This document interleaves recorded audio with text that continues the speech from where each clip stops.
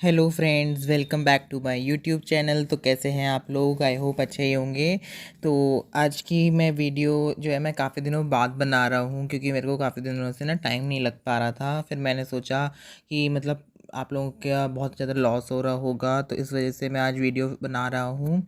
और हमने पिछली वीडियो में मेंडिंग वॉल पोएम कवर करी थी। जिसने वो वीडियो नहीं देखी है, आप उसे जाके मेरे चैनल पे देख सकते हैं। और आज हम जो है मेंडिंग बॉल का हमने उस दिन तो उसको लाइन बाय लाइन एक्सप्लेन किया था। आज हम उसका क्रिटिकल एप्रिसिएशन डिस्कस करेंगे, ठीक है। क्रिटिकल एप्रिसिएशन जो है बहुत ज़्यादा एग्ज़ाम्स में पूछा जाता है। चाहे आप जो है स्कूल लेवल पे हैं, चाहे आप ग्रेजुएशन लेवल पे हैं, चाहे आप पीजी लेवल पे हैं, आपसे हर लेवल पे एक क्वेश्चन ज़रूर आता है आपके एग्ज़ाम में। Right the critical appreciation of the poem by Robert Frost the mending wall, ठीक है। ऐसे करके क्वेश्चन आता है और वो आता है लॉन्ग में 15 से 20 नंबर का। तो आपको जो है वो कंपलसरी होता है, करना ही करना है। मतलब स्कोरिंग होता है ये क्वेश्चन, आप उसको छोड़ भी सकते हो पर स्कोरिंग होता है, ठीक है। तो आज हम इसको इसको कवर करेंगे, ठीक है। तो ज़्यादा टाइम ना वेस्ट करते हुए शुरू करते हैं हमारी आज की वीडियो, ठीक है। और आप इसमें जो है ना नोट्स बनाइएगा, नोट्स बनाते रहिएगा इसमें साथ साथ, क्योंकि इसमें मैं काफ़ी सारे पॉइंट्स बताऊंगा, ठीक है। वो आप नोट करो। और उसमें नोट्स मैं आपको जैसे हिंदी और इंग्लिश दोनों ही लैंग्वेज में बोलता हूँ, एक्सप्लेन करता हूँ, आप उसको अकॉर्डिंगली बनाते चलो, ताकि आपको अगर आपको नहीं भी मिल रहा है नेट पे, या आप इसको मतलब समझ रहे हो ऐसा, ठीक है, तो आपको जो है समझ भी आ जाए। और आप इसको बिल्कुल सेम टू सेम लैंग्वेज अगर आप एग्ज़ाम में लिख दोगे और थोड़ा बहुत अपना भी बना के लिख दोगे, तो आपके मतलब अगर आपका 15 नंबर का क्वेश्चन है तो 13 से 14 नंबर तो पक्के हैं। और अगर 20 नंबर का क्वेश्चन है तो 17-18 नंबर तो पक्के हैं। 2-3 नंबर तो देखो टीचर काटता ही है, क्योंकि अगर वो पूरे दे देगा तो बच्चे में ओवर कॉन्फिडेंट आ जाता है ना फिर, कि या भाई मेरे को तो पूरे पूरे नंबर आ रहे हैं पूरा। आप बुकिश भी मत लिखो, आप, मैं कह रहा हूँ। लेकिन आप इतना लिखो कि बस आप स्कोरिंग हो, आपको मतलब टीचर को पता, एक आइडिया लग जाए कि आपको नॉलेज है इस बात की, ठीक है। तो चलिए शुरू करते हैं। तो क्रिटिकल अप्रिसिएशन, द पोएट, पहला पॉइंट है इसमें द पोएट। अब जो पोएट है, ठीक है, mending wall comes from the pain of Robert Frost. मतलब कि मेंडिंग वॉल किसने लिखी थी? रॉबर्ट फ्रॉस्ट ने, ठीक है। He is an American poet whose poems have rural settings. मतलब कि अब ये कौन है? रॉबर्ट फ्रॉस्ट जो है एक अमेरिकन पोएट है, और उनकी जो पोएम्स है ना वो गांव रूरल सेटिंग में, मतलब कि गांव देहात में लिखी गई हैं, ठीक है। शहरी नहीं है उनकी पोएम्स, उनकी जो है गांव में लिखी गई पोएम्स है, ठीक है। He is a regional and a nature poet. मतलब कि वो एक तरह से नेचर पोएट के साथ साथ रीजनल, मतलब जहाँ पे वो रहते हैं, जिस एरिया में वो बॉर्न हुए, जिस एरिया में वो पले बढ़े, उसी के बारे में वो लिखते हैं, और जो है नेचर के बारे में लिखते हैं अपनी पोएम्स में, ठीक है। अब हम नेक्स्ट पॉइंट पे आते हैं, second point, form of the poem. मतलब कि वो कैसे जो है, मतलब जो पोएम्स हैं उनकी वो किस चीज़ पे बेस्ड हैं, किस चीज़ पे आधारित हैं, ठीक है। तो the poem is a piece of lyricism. अब जो पोएम है ना वो किसका पीस है? लिरिसिज्म का। लिरिसिज्म मतलब लंबे लंबे सॉन्ग्स, ठीक है। उनका एक बहुत ही महत्वपूर्ण पार्ट है, ठीक है। But it also presents a homely philosophy. मतलब कि ये तो लिरिसिज्म तो है, सॉन्ग तो है, बट उसमें हमें जो है होमली मतलब घर की एक फ़िलॉसफी भी जो है देखने के लिए मिलती है। And activity is made use of to bring home a moral. अब ये जो है इस एक्टिविटी एक ऐसी एक्टिविटी की जाती है जिससे क्या होता है कि हमें एक जो है ना हमको मॉरल वैल्यूज़ सिखाई जाती हैं, ठीक है। दस the poem is both descriptive and reflective. अब जो पोएम जो है ना वो दोनों ही मतलब दोनों ही तरह की है। डिस्क्रिप्टिव भी है और रिफ्लेक्टिव भी है। डिस्क्रिप्टिव मतलब उसमें बहुत ज़्यादा थ्योरी वर्क होगा, और रिफ्लेक्टिव मतलब बहुत बहुत ज़्यादा, मतलब वो एक तरह से ना जो सोसाइटी में रियल है ना वो ही उसको रिफ्लेक्ट करेगी अपनी पोइट्री में, ठीक है। Theme of the poem, Frost is known as the poet of fences. अब जो इसका जो मेन थीम है ना इस पोएम का, वो इसको जो है इनको फ्रॉस्ट को क्या कह रहे हैं? He is known as the poet of fences. मतलब कि एक तरह से फेंसेस मतलब दीवारें, दीवारों के पोएट हैं। एंड बैरियर्स मतलब इनकी जो पोएम्स में ना दीवारें और रोक, एक तरह से ना काफ़ी सारे बैरियर्स और जो है दीवारें इनकी पोएम में होंगी कि मतलब आप मतलब इनकी ना ओपन माइंडेड नहीं होगी पोएम, मतलब ऐसे होंगी कि इसको यहाँ कैद कर दिया, इसको यहाँ कैद कर दिया, और ये ऐसे कि ऐसे क्यों है, ऐसे क्यों है, तर्कों वाली होगी, ठीक है। The two statements present the theme of the poem. अब जो दो स्टेटमेंट इन्होंने दिए हैं जिसकी वजह से ना थीम को प्रेजेंट किया जाता है पोएम के। पहला है something there is that does not love a wall. अब इस एक कोई चीज़ ऐसी है जो दीवार को पसंद नहीं करती। दूसरी, good fences make good neighbours. अब दूसरी तरफ वो बोल रहे हैं कि अगर जो है बैरियर होगा, दीवारें होंगी, तो उससे ना अच्छे नेबर्स बनते हैं। मतलब वो खुद ही कंफ्यूज हैं वो, मतलब एक तो तरफ तो कहते हैं कि नहीं, कि कोई है जो दीवारों को नहीं चाहता, और खुद ही दूसरी तरफ कहते हैं कि हाँ भाई कोई है कि वो दीवारों को चाहता है, मतलब दीवारें चाहता है बीच में अपने, ठीक है, अपने और अपने नेबर के। दस the poem is against all artificial any demarcation between man and man. तो पोएम जो है ना कम्प्लीटली जो है ना अगेंस्ट में है कि आर्टिफिशियल जो हमारा आर्टिफिशियल बिहेवियर होता है ना एक आदमी का दूसरे आदमी के प्रति वो दिखा रहे हैं इसमें। सॉरी आपको थोड़ी बहुत डिस्टर्बेंस आ रही होगी वीडियो में, वो इसलिए आ रही है क्योंकि जो मेरे नेबर्स हैं उनके यहाँ ना काम चल रहा है, तो मतलब पत्थर वगैरह तो टूट रहे हैं, तो उसकी मशीन की चलने की आवाज़ आ रही है, तो इस वजह से थोड़ा सा डिस्टर्बेंस मुझे भी हो रहा है। पर मेरे को वीडियो बनाना था तो इस वजह से अब मैंने थोड़ा सा ऐसे रूम भी मतलब बिल्कुल क्लोज़ कर दिया, तभी भी आवाज़ आ रही है। मेरे को नहीं समझ आ रहा कि मैं इसको कैसे वो करूँ, तो उसके लिए माफ़ी चाहूँगा आपसे, ठीक है। चलिए हम अपनी वीडियो पे वापस आते हैं। The genesis of the poem, मतलब कि the poem deals with one of the regular duties of a farmer. मतलब कि एक जेनेसिस मतलब कि ड्यूटी, ठीक है। The poem deals with the one of the regular duties of a farmer. अब ये क्या है, इस पोएम में एक तरह से जो एक फार्मर होता है ना, वो रेगुलर क्या क्या काम करता है अपने दिन भर में, उसकी ड्यूटी क्या है उसके बारे में बताया गया है। इन वैल्यूज़ एंड नॉर्दर्न कंट्री, मतलब कि उसकी क्या वैल्यूज़ हैं, क्या वो फॉलो करता है, या किस कंट्री में किस कंट्री की साइड में, कौन सी साइड में वो रहता है। The farmer has to keep his dry stone walls in good shape. और फार्मर की क्या ड्यूटी रहती है कि उसकी जो दीवार है ना उसे हमेशा सही से रखना। These walls serve as a fence between fields belonging to two different farmers. एक तो जो ये वॉल होती है ना, वो एक तो अच्छा जो है रिलेशन बना के रखती हैं दो फार्मर्स के बीच, और लड़ाई झगड़े का कारण नहीं बनती। अगर जो है जो है वो नहीं होगी दीवारें, तो फिर लड़ाई झगड़े की, भाई इतना लैंड तेरा है, इतना मेरा है, तेरा मेरा वाला जो है हिसाब आ जाएगा। तो इस वजह से वो कहते हैं कि ये जो है ना दीवारें जो हैं वो फेंस का काम करती हैं दो फार्मर्स के बीच में, ठीक है। सब्जेक्ट मैटर, इस पोएम का सब्जेक्ट मैटर कैसा है। The farmer narrator finds that the nature does not tolerate the wall. अब जो है फार्मर को क्या, जो नरेटर है ना वो फार्मर के रूप में दिखाए गए हैं, तो फार्मर को क्या लगता है, नेचर नरेटर को क्या लगता है कि जो नेचर है वो जो है टॉलरेट नहीं कर रही है वॉल को, मतलब कि दीवार को वो टॉलरेट नहीं कर रही है कि ये यहाँ पे है क्यों। They they repair wall at spring mending time. अब वो क्या करते हैं कि जो है ना वॉल्स को कब रिपेयर करते हैं, जब वॉल्स जो है टूट जाती हैं विंड और उसके द्वारा, उसको जो है स्प्रिंग के टाइम पे उसे मेंड करते हैं, मतलब रिपेयर करते हैं दोबारा से। But they find a broken every fine, मतलब कि अब जो है ना उन्हें दिखता है कि मतलब वो एक जगह से टूटी नहीं है, वो कई जगह से टूट गई है, कई जगह उसमें गड्ढे हो गए हैं दीवार में। He concludes that there is no need of any wall. अब वो एक रिजल्ट पे आता है, एक कंक्लूजन पे पहुंचता है कि जो है हमें तो जो है ना वॉल की ज़रूरत ही नहीं है। He tells this thing to his neighbour. अब ये क्या है, ये अपने ये चीज़ होती है ना, ये अपने नेबर को बताता है कि भाई हमें तो वॉल की ज़रूरत ही नहीं है। But the neighbour believes that fences are necessary to avoid a quarrel between the two neighbours. लेकिन उसका जो नेबर होता है ना पोएट का, वो जो है अलग ही बिलीव करता है कि वो उसका मानना अलग होता है कि अगर जो है ना दीवारें नहीं होंगी तो लड़ाई हो जाएगी, लेकिन अगर दीवारें होंगी तो जो है ना कोई भी लड़ाई नहीं होगी हम दोनों के बीच में, हम जो है हमेशा अच्छे से रह पाएंगे।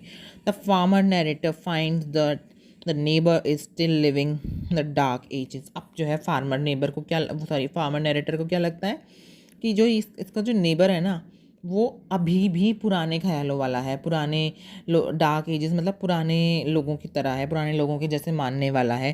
वो आज की ज़िंदगी मॉडर्न लाइफ में नहीं रह रहा, वो जो है पुराने हिसाब से रह रहा है, पुराने लोगों के हिसाब से कि भाई दीवार होनी चाहिए क्योंकि उसके फादर ये कहते थे, ठीक है। And goes on repeating good fences make good neighbours, और जो है ना वो बार बार एक ही चीज़ रिपीट करता रहता है, good fences make good neighbours, good fences make good neighbours. मतलब कि जो है अगर हमारे बीच में दीवार होगी और दीवार जो है अच्छी वेल बिल्ट होगी, वेल रिपेयर्ड होगी, तो उस वजह से हमारा जो रिश्ता है ना नेबर का, वो और स्ट्रॉन्ग हो जाएगा। ये कहना चाह रहा है उसका नेबर यहाँ पे, ठीक है।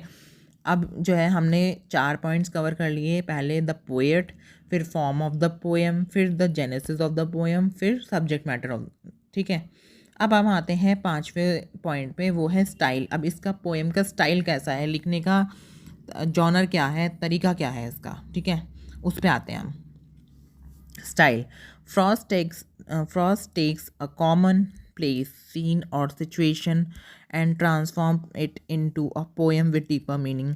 अब फ्रॉस्ट क्या है, एक ना कॉमन प्लेस लेते हैं या सीन लेते हैं या फिर सिचुएशन लेते हैं या और उसे एक जो है ना बदलाव करते हैं इस पोएम में, एक बिल्कुल उसका ना गहरा मतलब क्या निकल के आता है, ठीक है, वो दिखाते हैं इस पोएम में वो। On the surface one of the activities of the farmer is presented. तो अब जो है सबसे ऊपर जो है ना एक एक्टिविटी फार्मर की दिखाई जाती है कि जो है वो कैसे अपनी दिनचर्या में क्या क्या काम कर रहा है, कैसे अपनी दिनचर्या बिता रहा है, पूरा दिन कैसे बिता रहा है। In a simple language the two farmers are shown working at mending a wall. अब जो है सिंपल लैंग्वेज में यहाँ पे जो है दो फार्मर्स को दिखाया गया है जो अपनी जो उनकी वॉल है जो टूट जाती है उनके बीच की, उसको जो है मेंड कर रहे हैं, उसको दोबारा से बना रहे हैं या उसको रिपेयर कर रहे हैं, ठीक है। They give their own views about the utility और यूजलेसनेस ऑफ द वॉल, और अपने अपने ओपिनियंस और व्यूज़ देते जा रहे हैं कि ये जो है वॉल जो है ये यूज़फुल है या यूज़लेस है, ठीक है। Their arguments are quite natural, जो उनके आर्ग्यूमेंट है जो उनकी बातें हैं वो बहुत ही ज़्यादा नेचुरल हैं, बहुत ही ज़्यादा सीधी सादी और ठीक है सीधी सादी बातें हैं। और but language is suggestive and the poem conveys symbolic meanings. अब जो है लैंग्वेज जो उसमें यूज़ हुई है वो भी सबको सजेस्ट की जाती है, और जो पोएम है वो भी सिम्बॉलिक मीनिंग जो है सबको कन्वे कर रही है अपने रीडर्स को। It makes a strong case against the artificial barriers between the man and the man. अब जो है ना ये जो है एक बहुत ही मजबूत जो है केस बिल्ड कर रही है, और किसके प्रति बिल्ड कर रही है, अगेंस्ट आर्ट जो आर्टिफिशियल जो बैरियर्स हैं या फिर आर्टिफिशियल जो नेचर है उसके प्रति, एक दूसरे के बीच मतलब मैन और मैन के बीच में, ठीक है। अब हम आते हैं इमेजरी पे, ठीक है। The picture of the two farmers mending the wall in between as they go come before our eyes. अब जो है ना एक तरह से हम जब इस पोएम को पढ़ते हैं तो हमें क्या होता है, हमें एक तरह से ना पिक्चर बनने इमेजिनेशन हम करते हैं कि कैसे वो बना रहे हैं, तो एक हमारे दिमाग में ना पिक्चर बन जाती है कि वो दो जो नेबर्स हैं वो कैसे जो है अपने बीच में वॉल को बिल्ड कर रहे हैं, कैसे अपने बीच में वॉल को खड़ा कर रहे हैं, ठीक है। There is a powerful picture of the neighbour holding big stone like a man in the dark ages. अब जो है ना एक पावरफुल पिक्चर भी क्रिएट हो जाती है क्योंकि जो उसका नेबर है ना वो पीछे पड़ा हुआ है लगातार कि भाई मुझे तो यहाँ पे वॉल बनानी है, वॉल बनानी है, वॉल बनानी है। मेरे पिता भी यही कहा करते थे और मैं भी यही मानता हूँ कि जो है good fences make good neighbours, मतलब कि अगर अगर हमारे बीच में बैरियर्स होंगे, दीवार होंगी, तो हम जो है अच्छे नेबर बनेंगे। तो वो जो है पोएट ये देखता है कि वो कैसे उसकी बातों को इग्नोर करे बिना पत्थर जो है गोल गोल पत्थर उठा उठा के ला रहा है और रखे जा रहा है, और वो जो है क्या कैसा आदिवासी टाइप लग रहा है। क्योंकि पहले जो है आपने जब 200-300 करोड़ों साल पहले जो है क्या होता था, जब जो है यहाँ पे अर्थ पे मैनकाइंड एग्जिस्ट नहीं करता था, तो उस टाइम पे जो है आदि मानव रहा करते थे, जो मतलब आधे इंसान और आधे जानवर हुआ करते थे। तो वो कैसे उठा के लाते थे पत्थरों को, वो हाथ से ही लाते थे, क्योंकि उस टाइम पे मशीन्स तो होती नहीं थी। क्योंकि इतना टाइम पहले जब शुरुआत हुई थी मैनकाइंड की, तब उस टाइम की बात बता रहे हैं इसमें। तो वो उसको बोलता है बिल्कुल डार्क एजिस के मैन की तरह लग रहे हो तुम, बिल्कुल जैसे पत्थर उठा के ला रहे हो, ठीक है। अब हम आते हैं नेक्स्ट पॉइंट पे, सिम्बॉलिज़्म, कि इसका एक क्या सिम्बलाइज कर रहा है, क्या शो कर रहा है ये poem. The importance of the poems lies in its symbolic value, जो इसकी जो इम्पोर्टेंस है ना पोएम की, वो कहाँ लाई करती है, सिम्बॉलिक वैल्यू में, ठीक है। Wall is a symbol of artificial barrier between man and man. Wall जो है ना एक आर्टिफिशियल बैरियर के रूप में दिखाया गया है दो आदमियों के बीच में। Farmer narrator is the symbol of those people who know that barrier are useless and harmful. Farmer narrator जो है ना वो ऐसे सिंबल के रूप में दिखाया गया है, उन लोगों के सिंबल के रूप में दिखाया गया है जो है जानते हैं कि बैरियर्स क्या हैं, यूज़लेस हैं, मतलब कि बैरियर्स जो है यूज़लेस, काम के नहीं हैं और बहुत ही ख़तरनाक हैं। But the neighbours symbolises those people who still believe in the walls of religion, rationalism and nationalism.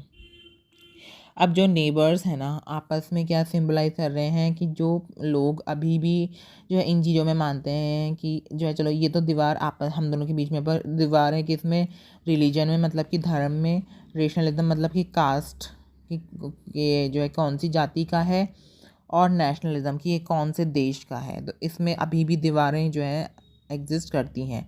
Nature is against all barriers. अब जो नेचर है ना वो सारे ही बैरियर, सारी ही दीवारों के अगेंस्ट में है। Barriers are only man made, और वो कहते हैं कि बैरियर्स जो है ना खाली मैन मेड, एक जो है मैन मेड चीज़ है जो आदमियों ने बनाई है। ये बैरियर जो है नेचर में कभी भी एग्जिस्ट ही नहीं होती थी। ये जो बैरियर्स हैं, ये जो दीवारें हैं, ये इंसान बनाता है, नेचर कभी नहीं बनाती है दीवारों को, ठीक है। नेचर तो सबको राइट देती है कि भाई आओ आओ यहाँ पे रहो, ठीक है। लेकिन इंसान जो है अपने एक दूसरे के लिए, एक इंसान दूसरे इंसान के लिए बैरियर्स बनाता है, दीवारें बनाता है, ठीक है। तो ये तो हो गया सिम्बॉलिज़्म। अब हम आते हैं ट्रेडिशन एंड मॉडर्निज़्म पे। ट्रेडिशन एंड मॉडर्निज़्म मतलब the poet follows the tradition rhyme scheme. Traditional rhyme scheme मतलब कि पोएट जो है ना एक ट्रेडिशनल जो है नेचुरल राइमिंग स्कीम को फॉलो करता है, but suggestive use of undertone and dramatic form makes it modern. अब क्या है उसमें जो एक अंडरटोन है या ड्रामेटिक जो एक फॉर्म है ना पोएम का, वो उसे जो है मॉडर्न या खुले विचारों वाली पोएम बनाता है। Language and phrases, the language is simple but suggestive. Language है तो बहुत सिंपल बट बहुत ही ज़्यादा सजेस्टिव, मतलब कि बहुत ही डीपर मीनिंग के साथ भरी हुई है। Spring is the mischief in me. Spring जो है ना वो क्या है, मिसचीफ मतलब कि एक जो है ना राक्षस के रूप में दिखाया गया है, ठीक है। There is ironic tone in, मतलब मिसचीफ मतलब कि कुछ गलत करते हुए स्प्रिंग को बताया गया है। There is ironic tone in why do they make good neighbours. अब एक जो है ना एक आयरॉनिक टोन में जो है इसको बोला गया है Y do they make good neighbours, कि मतलब हमें ऐसे क्यों जो है अच्छे नेबर्स बनाने चाहिए। The following sentences are both symbolic and quotable. हम जो है ये सिम्बॉलिक के साथ साथ जो है जो सेंटेंसेस इन्होंने बोले हैं वो कोटेबल भी है, मतलब कि हम उसे कोट भी कर सकते हैं जहाँ पे भी हम चाहें अपने आंसर्स में, ठीक है। तो अब मैं पढ़ता हूँ, something there is that does not love a wall, good fences make good neighbours. मतलब कि एक तरफ तो ऐसी चीज़ है जो वॉल को, बैरियर्स को पसंद ही नहीं करती, बल्कि और दूसरी तरफ एक ऐसी चीज़ है कि जो है ना वॉल्स को बहुत इतना ज़्यादा पसंद करती है कि वो ये बता देती है कि जो नेबर्स हैं, जो दो मैन एंड मैन, जो एक मैन है और दूसरा मैन है, उसके रिलेशंस को और स्ट्रॉन्गर बनाता है ये दीवार जो है, ठीक है। तो यही था मेरा आज का टॉपिक। इस वीडियो को मैं यहीं पे ख़त्म करता हूँ। आई होप आपको ये टॉपिक अच्छे से समझ आ गया होगा। अगर नहीं आया है तो आप थोड़ा सा रुक के इस वीडियो को दोबारा देखिए 3-4 बार देखेंगे और दिमाग खोल के देखेंगे तो आपको अच्छे से समझ आ जाएगा, ठीक है। और नोट्स अपना इसमें मैंने आपको पूरा जो है एक्सप्लेन कर दिया है।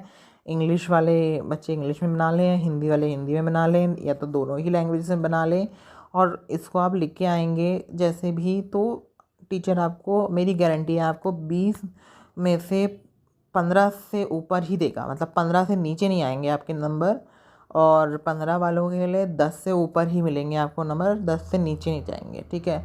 अब वो आपके ऊपर है कि अब जैसे मैंने तो अपने जो है जैसे था उसको प्रेजेंट कर दिया, अब वो आपके ऊपर है कि आप एग्ज़ामिनर के सामने कैसे अपने आंसर को प्रेजेंट करते हैं। अगर आप जितना अच्छे तरीके से मैंने जैसे पॉइंट्स का यूज़ करा कि भाई इसमें जो है पोएट क्या, कौन पोएट है, फॉर्म क्या है पोएम का, सब्जेक्ट मैटर क्या है, स्टाइल क्या है, इमेजरी क्या है, सिम्बॉलिज्म क्या है, ट्रेडिशन एंड मॉडर्निज्म क्या है, the genesis of the poem क्या है, सब मैंने पॉइंट में एक्सप्लेन करा। अराउंड 8 to 10 पॉइंट्स में मैंने एक्सप्लेन करा। अगर आप भी पॉइंट्स में, अगर आप जो है, एक सबसे अच्छी चीज़ जो मुझे लगती है जो मैं अपने आंसर्स में यूज़ करता हूँ, एक ये ट्रिक है, मतलब इसको आप अगर यूज़ करेंगे ना तो एग्ज़ामिनर आपसे खुश हो जाएगा और आपको अच्छे नंबर ज़रूर देगा। आप जो है इसको फ्लो चार्ट बना लो, आप ट्री बना लो, या फिर गोले गोले करके बना दो, या फिर आप सन रेज फॉर्म में बना दो।